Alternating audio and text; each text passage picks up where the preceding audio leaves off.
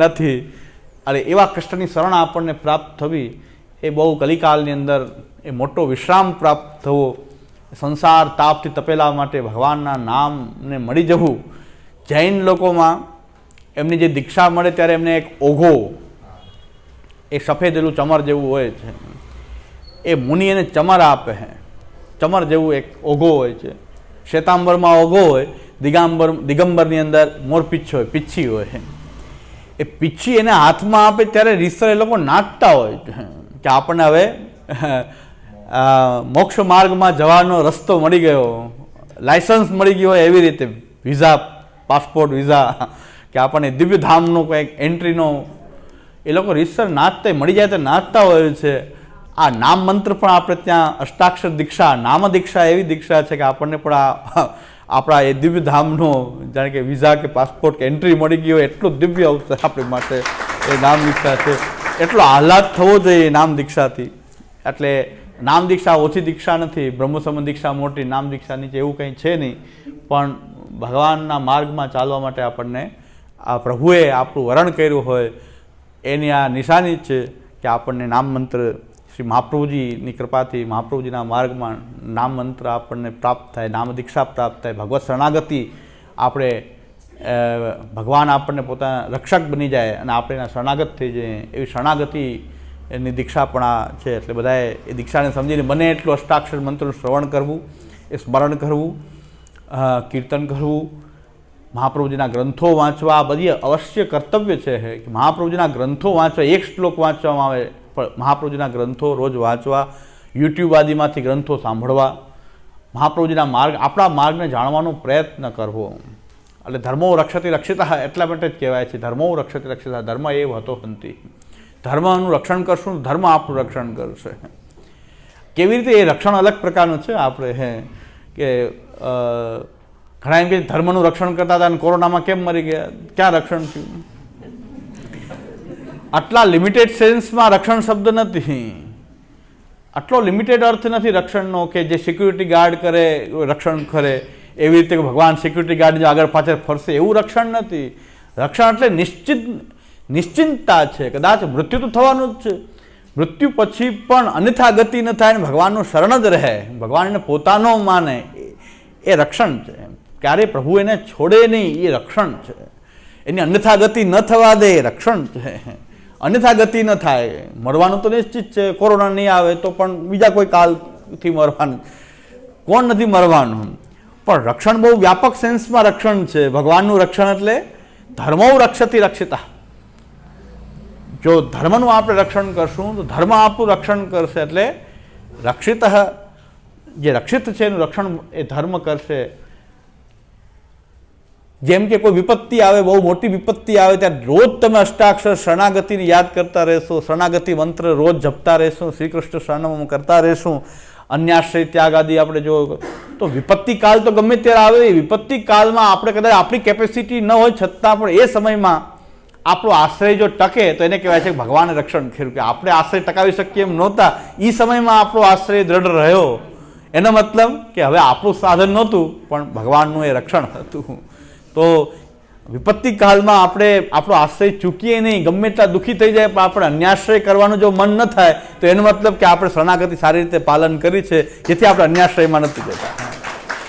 આપણે તો હવે અન્યાશ્રય કરવામાં સાવ છેલ્લે સુધી આવી જ ગયા છીએ પણ નથી કરી શકતા, કારણ કે આપણે રોજ શરણાગતિની યાદ કરી છે, શ્રી કૃષ્ણ શરણમ હું કહેલું છે. તો એ સમયમાં આપણે એ અન્યાશ્રય ન કરીએ, વિપત્તિ ગમે એટલી આવી જાય આશ્રયમાં મરવાનું પસંદ કરીએ પણ અન્યાશ્રય ન કરીએ તો એ રક્ષણ કોનું છે? પ્રભુનો ધર્મ છે, આપણો નથી. પ્રભુએ આપણી એ રક્ષક બનીને આપણો આશ્રય અન્યાશ્રય ન થવા દીધો. તો એ જો નિરંતર કોઈ શરણાગતિનું પાલન કરે, નિરંતર શરણ મંત્ર જપે, શ્રી કૃષ્ણ શરણમ કરે તો કોઈ પણ સમયમાં એનો અન્યાશ્રય ન થાય. તો એની મતલબ કે ભગવાને એના રક્ષક બની ગયા છે. તો રક્ષણનો અર્થ છે આ અર્થમાં રક્ષણ છે, એમ નહીં કે કાંઈ ફ્રેક્ચર ન થાય અને હાર્ટ એટેક ન આવે એવું રક્ષણ નથી. આ બહુ વ્યાપક અર્થમાં રક્ષણ છે આપણું.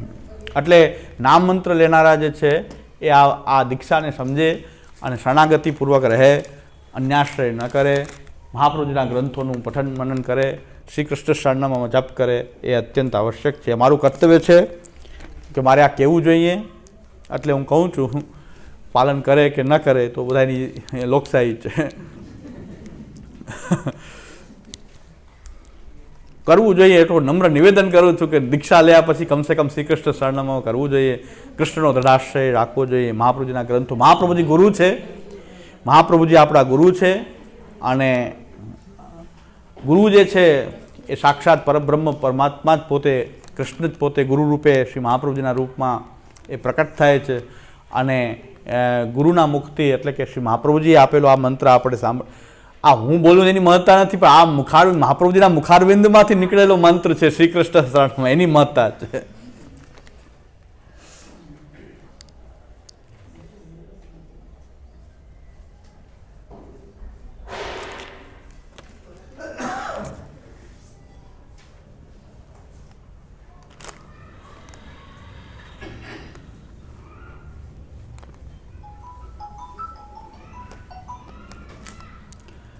આમાં જે પ્રશ્ન કર્યા છે આ બધા જવાબ આવી જશે, પણ આગલા વિષયોમાં આવશે. એટલે અત્યારે આપણે કરશું તો આપણો વિષય આગળ નહીં ચાલે, આગળ આવી જશે. ગુરુની મેથડ અપનાવું છું.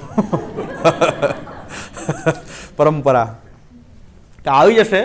પ્રાણ અને જીવમાં શું ફરક છે આવશે. આપણે જીવ વિવેક લેશું ત્યારે પ્રાણ અને જીવમાં શું ફરક છે આવી જશે. હવે આપણે અભાવનો આ ટોપિક એક લઈ લઈએ કે અભાવ કેવી રીતે નથી.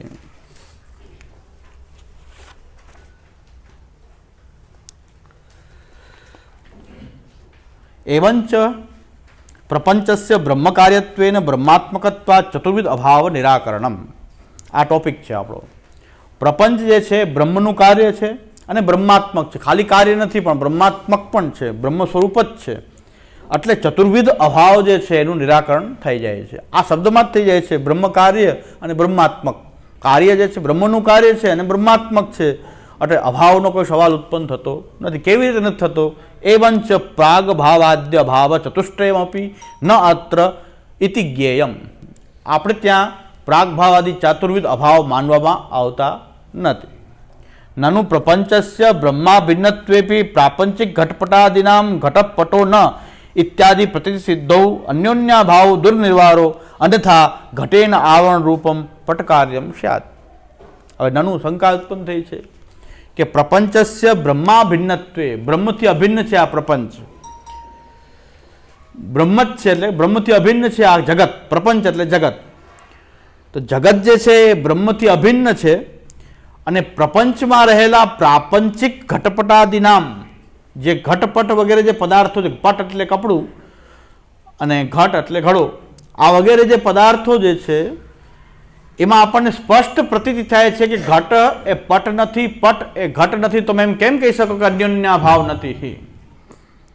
તો ઇત્યાદિ પ્રતીતિ સિદ્ધો, આ પ્રતીતિ પ્રસિદ્ધ છે કે તમને એવી પ્રતીતિ થશે કે આ ભાઈ નથી, આ ભાઈ નથી, ઘટ એ પટ નથી, પટ એ ઘટ નથી, મનુષ્ય એ પશુ નથી, પશુ મનુષ્ય નથી. આ તો સ્પષ્ટ પ્રતીતિનો વિષય છે. બીજા બધા અભાવ માનો કે ન માનો, પણ અન્યોન્ય ભાવને તમે કેવી રીતે નહીં માનો? માનવો જ પડશે. પશુ એ મનુષ્ય નથી, મનુષ્ય પશુ નથી, ઘટ એ પટ નથી, પટ એ ઘટ નથી. તો તમે હવે આ અન્યોન્ય જે ભાવ, જે અભાવ જે છે એ તો દુર્નિર્વારો, એનું નિવારણ થઈ શકે એમ નથી.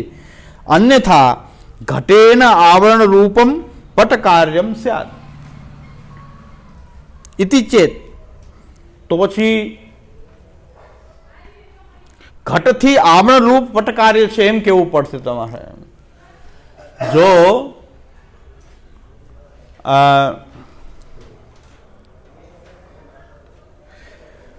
પટ જે છે તો પટમાં ઘટ દેખાતો નથી અથવા પટ દેખાતો નથી, ઘટ દેખાય ત્યારે શું કેવું પડશે? ઘટેન આવરણ રૂપમ પટકાર્ય. કંઈક આવરણ છે ઘટની અંદર, એ ઘટના આવરણથી ત્યાં પટ રહેલું છે કે પટના આવરણથી ઘટ રહેલું છે, એવું તમારે શબ્દ બોલવા પડશે. કારણ કે બે વસ્તુ જો અન્યોન્ય ભાવ ન હોય તો એકબીજાના વસ્તુ દેખાય, અમુક વસ્તુ દેખાય છે, અમુક વસ્તુ નથી દેખાતી. દેખાય છે તો એ વસ્તુ ઉપર વસ્તુ નથી દેખાતી, તો વસ્તુ દેખાઈ રહી છે એનું આવરણ છે કોઈ વસ્તુ ઉપર. સમજાણું? કે ઘટ અને પટ બે એક સાથે જ હોય, અન્યોન્ય ભાવ ન હોય તો ઘટ દેખાઈ રહ્યો છે ને પટ નથી દેખાઈ રહ્યો, તો શું થશે કે ઘટેના આવરણ રૂપમ પટકાર્ય, ઘટનું ત્યાં આવરણ છે, એમાં પટ છુપાયેલો છે. આમ માનવું પડશે. તમે આવું તમે માની શકો નહીં, આવું તમે માની શકતા નથી. દરેક જગ્યાએ આવું કેમ બોલો કે આના આવરણથી આ છે? કેટલા વસ્તુ કેટલા ઉપર આવરણ થશે, તો પછી કેટલી વસ્તુ એમાં હોવી જોઈએ. તો ઘટનું પટની બેની વાત થોડી છે. હું એક વ્યક્તિ છું તો મારામાં કેટલાનો, હું પશુ નથી, હું આ નથી, હું તે નથી, હું ઘડો નથી, હું ટેબલ નથી, ખુરશી નથી, તો બધા તો ખાલી આ તો બહુ લાંબી વાત થઈ જશે. આવું કોઈ કહી શકે નહીં. એટલે તમારે અન્યોન્યા ભાવ તો માનવો જ પડશે. આવી એક શંકા છે કે અન્યોન્યા ભાવો જે છે, અન્યોન્યા ભાવ તો માનવો જ પડે. આ એક શંકા ઉપસ્થિત થઈ. એનું સમાધાન આપણે કેવી રીતે કરશું એ હવે સમાધાન જોઈએ છે. ખાલી અભાવના નામમાં ઘણા કહે છે બહુ અઘરું છે, અઘરું છે, તો હવે તો આગળ થોડું અઘરું ચાલશે ને. હવે એ અઘરું ને સહેલી રીતે સમજવા પ્રયત્ન કરવો. અઘરું હોય તો શું, ક્યાં સુધી કોઈ વસ્તુ અઘરી છે ન સમજાય ત્યાં સુધી. મેં તો આ નિયમ રાખીને હું ભણું છું કે કોઈ વસ્તુ અઘરી ક્યાં સુધી કે ન સમજાય ત્યાં સુધી, પણ સમજવાનો પ્રયત્ન કરીએ 5 વાર 10 વાર. ભગવાને બુદ્ધિ આપી છે આપણને, અને ઠાકોરજીનો મહાપ્રસાદ રૂપે અન્ન લઈએ છે, તો પછી બુદ્ધિ ચાલશે જ ને, શું કામ નહીં ચાલે? 10 વાર 15 વાર 20 વાર એ વસ્તુને છોડીએ નહીં તો સમજાય જાય. જે વસ્તુ અઘરી લાગે ને છોડી દઈએ તો પછી ન સમજાય. એટલે કોઈ વસ્તુ અઘરી છે ક્યાં સુધી કે આપણે એને ન સમજતા હોય ત્યાં સુધી. કોઈના ચમત્કાર ક્યાં સુધી લાગે કે એની ટ્રીક સમજાય નહીં ત્યાં સુધી. અત્યારે બધા ચાલુ થઈ. હવે નાના ક્ષુદ્ર વિષય અત્યારે બહુ ચાલે. બાગેશ્વર ધામ સરકાર બધા કંઈક ટ્રીક છે એ નથી સમજાતી. જાદુગરોની ટ્રીક ન સમજાય ત્યાં જાદુમાં આપણને ચમત્કાર લાગે. એ ચમત્કાર નથી, ક્યાંક એની એ જે ટ્રીક છે આપણને સમજાતી નથી. એટલે ચમત્કાર 2-5 વર્ષ ચાલે ત્યાં કંઈક પ્રકટ થઈ જાય, અંદરથી કોઈક ફૂટે ત્યારે ખબર પડી જાય. 5-10 વર્ષ બધાને દસકો બધાને ચાલે હે. ઓછો 10 વર્ષ એ ચાલે. પછી આસારામ 10 વર્ષ ચાલે, ત્યાં કંઈક પાછું પ્રકટ થઈ જાય કંઈક બીજું. એટલે એમાં બહુ ચિંતાનો વિષય નથી આ તો બધો. પણ કોઈ ચમત્કાર ક્યાં સુધી છે કે એની ટ્રીક ન સમજાય ત્યાં સુધી. એક ટ્રીક છે ન સમજાય ત્યાં સુધી આપણને એમ લાગે કે હા બહુ ચમત્કારથી મોહિત કોણ થાય? જેના બુદ્ધિ ઓછી હોય. બુદ્ધિનો ઉપયોગ ન કરતા હોય ચમત્કારથી મોહિત થાય. ચમત્કાર એટલે ચમકવું. ચમકે કોણ? પશુ ભડકે ને. ચમત્કાર એટલે ભડકવું, બીજું કંઈ નહીં. જે ભડકતા હોય, ચમત્કારથી ગ્રસિત થતા હોય, ચમત્કારથી જ હોય, એ પશુવત હોય. એટલે એ લોકો ચમત્કારથી મોહિત થઈ જાય. ચમત્કારમાં મોહિત કોણ થાય? પશુવત. પશુ નહીં પણ પશુવત હોય, બુદ્ધિનો ઉપયોગ ન કરતા હોય. એક પ્રવાહ હોય, ગાડરિયો પ્રવાહ હોય, એમાં ચમત્કારથી મોહિત થઈ શકાય. પણ બુદ્ધિનો ઉપયોગ કરીએ તો ચમત્કારથી મોહિત. ચમત્કારથી હંમેશા, ચમત્કારનો અર્થ જ, શબ્દનો અર્થ શું થાય છે? ચમકવું. એકદમ ચમકાર લાગે આપણને, નવીનતા લાગે, આશ્ચર્ય લાગે, કારણ કે આપણે એ વસ્તુ સમજી શકતા નથી. એટલે એ ચમત્કાર લાગે. તો આ ચમત્કારોથી ધર્મને માનવો બહુ ખરાબ વાત છે, સારી વાત નથી. ચમત્કારની લાલચ આપીને તો ધર્મ માર્ગે ચલાવવો બહુ ખતરનાક વાત છે. એ ચમત્કાર સમજી જશે, કદાચ એને નહીં થાય. કોઈ ચમત્કારનો એને સમજી જાય તો પછી ધર્મમાં નહીં માને. એટલે ચમત્કારથી કોઈ ધર્મમાં માનતું હોય તો એ ખતરનાક બાબત છે, ધર્મ માટે ખતરનાક બાબત છે. પણ મહાપુરુષો ઈચ્છતા નથી છતાં પણ એમની એવી સિદ્ધિ હોય છે કે એમના, આપણે વાર્તા પ્રસંગોમાં ચમત્કારિક પ્રસંગો છે. ચમત્કાર કોઈ કરવા માટે નથી, એ તો સ્વતઃ સામર્થ્ય છે, સ્વતઃ એમનું સામર્થ્ય છે. એની ઈચ્છા પણ નથી છતાં એવું થઈ જતું હોય છે. તો એ તો એમનું સામર્થ્યની વાત છે. એનો કંઈ પ્રચાર કરીને ઉલટાનો એને ગોપન રાખ્યું છે, એ વસ્તુને ગુપ્ત રાખી છે. એટલે સમજી લઈએ આપણે કે કોઈ પણ વસ્તુ ન સમજાય ત્યાં સુધી જ એ અઘરી હોય છે, પછી એ સાવ સહેલી થઈ જાય છે. એટલે સમજવા પ્રયત્ન કરવો જોઈએ. તો અહીં એમ કહે છે કે અન્યોન્યા ભાવ છે દુર્નિવારો અન્યથા ઘટેના આવરણ રૂપમ પટકાર્યમ સાથ ઇતિ ચેત. આવું કોઈ કહેતું હોય તો આપણે શ્રૌત મત છે આપણો, તો વૈદિક મત છે. વેદમાં કહેલું છે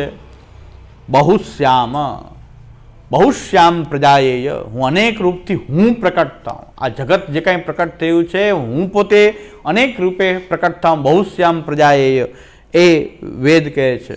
એટલે ઇતિ શ્રુતિ સિદ્ધયા ઈચ્છયા ઘટે પટત્વાદીનામ સર્વેષામેવ તિરોભાવાત.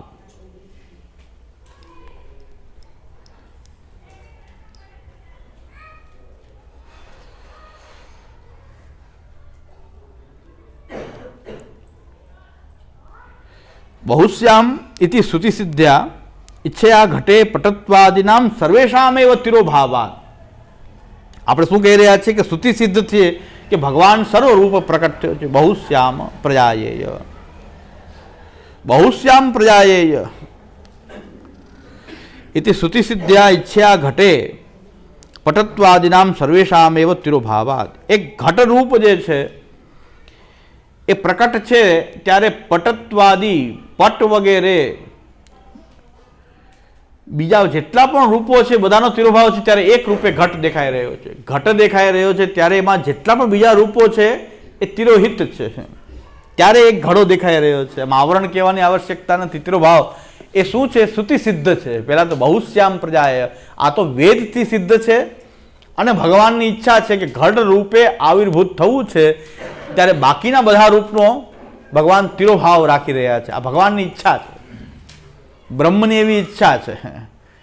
કારણ કે બહુશ્યામ પ્રજાએ ઇતિ, આ ભગવાનને આવી ઈચ્છા થઈ કે હું અનેક રૂપથી પ્રકટ થયું, ત્યારે ઈચ્છા કેવી રીતે પ્રકટ કરે કે મારે ઘડા રૂપે પ્રકટ થવું છે, તો ઘડા સિવાયના બધા રૂપો જે છે એનો તિરોભાવ. આ પ્રમેય રત્નાનુમાં આપણે ખાલી પ્રપંચ વિવેક ભણીએ, સૌથી મોટો ચમત્કાર છે. પ્રપંચ વિવેક ભણી લેવો એટલે ચમત્કાર અનુભવ થશે. ચમત્કાર એ છે કે આ ઘડાને ઘડા ન માનવું ને બ્રહ્મ માનવું એ મોટો ચમત્કાર છે. એ મહાપ્રભુજી કરી શકે, બીજા કોઈ ના કરી શકે.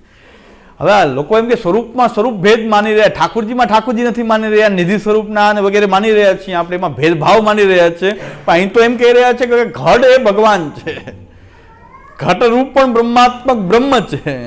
આ તો ચમત્કારિક વાત છે. એ તો આ ચમત્કાર જેને અનુભવમાં આવશે કે ભાઈ આ શ્રી મહાપ્રભુજીએ કરેલો ચમત્કાર લાગે. મોટામાં મોટો ચમત્કાર, આનાથી મોટો ચમત્કાર શું હોય કે આ બધા પદાર્થોમાં બ્રહ્માત્મક દ્રષ્ટિ આવે કે આ બ્રહ્મ છે એવું સિદ્ધ કરવું. ક્યાંક ચમત્કારની વાત છે કે આપણને દેખાય છે ઘડો, પણ ઘડો નથી, પણ સાક્ષાત બ્રહ્મ છે. તો આપણી અંદર બહાર બધે જ બ્રહ્મ છે, તો કેટલું સામર્થ્ય આપણી અંદર આપણને લાગવા માંડે કે આપણે બ્રહ્મ, કે આપણે બ્રહ્માત્મક છીએ, બ્રહ્મના અંશ છીએ. બધી ક્ષુદ્રતા આવી ગઈ છે આપણી અંદર, એ ક્ષુદ્રતા બધી નીકળી જાય, મોટો ચમત્કાર છે. ખાલી પ્રપંચ વિવેક ભણી લઈએ તો ચમત્કાર આવી જશે મોટો. હજી એનાથી આગળ ચમત્કાર પાછો જીવ વિવેકમાં થાય કે જીવ બ્રહ્માંશ છે, એ બ્રહ્મનો અંશ છે. અંશ પણ કેવો હોય છે? સનાતન દિવ્ય અંશ પણ એવો હોય. તો એક સામાન્ય ક્ષુદ્ર માનતા હોય એ બ્રહ્માત્મક લાગે, તો એ પણ એક બીજો ચમત્કાર છે. ત્રીજો ચમત્કાર આમાં પાછો મૂળરૂપ વિવેક છે. પાછું એ મૂળરૂપ ભગવાનનું જે સાક્ષાત જે ભગવાનનું જે રૂપ છે એ પરમાત્મા રૂપે પાછો અંદર જ છે, પરમાત્મા રૂપથી જરાય દૂર નથી. કોઈ ચિંતાની વાત નથી. ગમે ત્યાં જઈએ, આપણે નરકમાં જશું તો એ અંદર અંતર્યામી રૂપમાં, જીવની અંદર એક અંતર્યામી રૂપમાં એ બિરાજેલો છે. તો આ ચમત્કારિક વાત છે કે આપણને એમ લાગે કે ભગવાન દુઃખ દઈ રહ્યો છે. કોઈ દુઃખી થાય ત્યારે આપણને લાગે કે ભગવાન દુઃખી આપણને કરી રહ્યો છે. તો આપણને જ્યારે આ જો ત્રણેય વિવેક ભણ્યા હોય આપણે બરાબર, તો એમ નહીં લાગે કે ભગવાન દુઃખ દઈ રહ્યો છે, ભગવાન પોતે એ રૂપમાં દુઃખી થઈ રહ્યો છે. હવે શું કરવું? તદ્ધિ તપ તદ્ધિશ તપ. વેદ કહે છે કે આ તપ છે, આ જ તપ છે, આ બ્રહ્મનું તપ છે. આપણે દુઃખી થઈ રહ્યા, આપણે ક્યાં દુઃખી થઈ રહ્યા છે? બ્રહ્મને ઈચ્છા થઈ કે આ રૂપે મારે દુઃખી થવું છે. હવે આવું લાગવું એ તો ચમત્કારિક વાત છે ને. આ તો કોઈને લાગે આવું? સામાન્ય દ્રષ્ટિથી નહીં લાગી શકે, ચમત્કારની દ્રષ્ટિથી લાગશે. આ ચમત્કાર છે. અમે આવા ચમત્કારને માનીએ છીએ. આવા ક્ષુદ્ર ચમત્કારને શું કરવા? કે તો જાદુગર પણ કરી શકે એવા ચમત્કારને શું કરવા? કે બ્રહ્મ, આપણે જ્યારે બ્રહ્મ પર દોષારોપણ મટી જશે, ભગવાન પાસે માંગવાનું બધું મટી જશે, ખાલી આટલી દ્રષ્ટિ આવી જાય કે બધું જ બ્રહ્મ બન્યો છે, ત્યારે આપણા પણ એક રૂપમાં એ બન્યો છે. તો હવે એને દુઃખી થઈ રહ્યો છે, તો એ આપણા રૂપમાં દુઃખી થઈ રહ્યો છે. તો એને દુઃખી થવાની ઈચ્છા છે કે આ રૂપમાં હું દુઃખી થઉં, આ રૂપમાં હું મૂર્ખ થાઉં. તો આપણા રૂપમાં એ મૂર્ખ બનીને પ્રકટ થઈ રહ્યો છે. કેટલું એને પોતાના શક્તિનો સંકોચ કરવો પડતો હશે આપણા રૂપમાં, એને પોતાના ઐશ્વર્ય વીર યશસ્વી જ્ઞાન વૈરાગ્યને કેટલું સંકોચવું પડે, કેટલું સંકોચવું પડે. એટલે